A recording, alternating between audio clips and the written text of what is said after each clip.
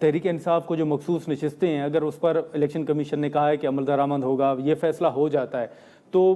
یہ سوال تحریک انصاف سے بھی کیا گیا تھا کہ پھر کیا پیپلز پارٹی سے ہاتھ ملائیں گے، ان سے مذاکرات ہوں گے اور تحریک عدم اعتماد کی طرف جائیں گے؟ تو انہوں نے ابھی تک تو اس بات کا جواب نہیں دیا اور انہوں نے کہا کہ پیپلز پارٹی کے ساتھ کوئی مذاکرات نہیں ہوں گے۔ لیکن اس صورتحال میں سپریم کورٹ کے فیصلے کے بعد آپ کیا سمجھتے ہیں کہ تحریک انصاف کو JUIF کیا تجویز دے گی کہ کیا کرنا چاہیے؟ دیکھیے، میرا خیال ہے کہ انہوں نے اس بات کو رد کر دیا تھا کہ شاید کوئی عدم اعتماد کی طرف جائیں گے، اور یہ بھی میرا خیال ہے کہ دو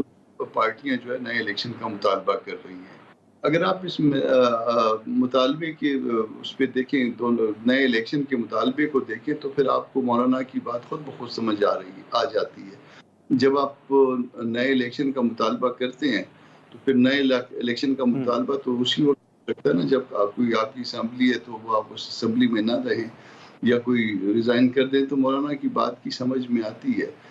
یہ مطالبہ تو جو ہے نا وہ PTI کا ہے ہی ہے نا کہ جی نئے الیکشن کرائے جائیں، تو نئے الیکشن آپ کی موجودگی میں کرائے جائیں، یہ تو ممکن آپ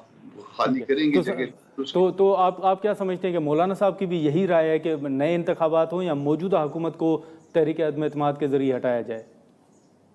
دیکھیے، پہلے بھی جب ہم نے جو عدم اعتماد کے بعد JUI کا موقف یہی تھا کہ نئے الیکشن قوم سے رجوع کیا جائے، قوم کے پاس جایا جائے۔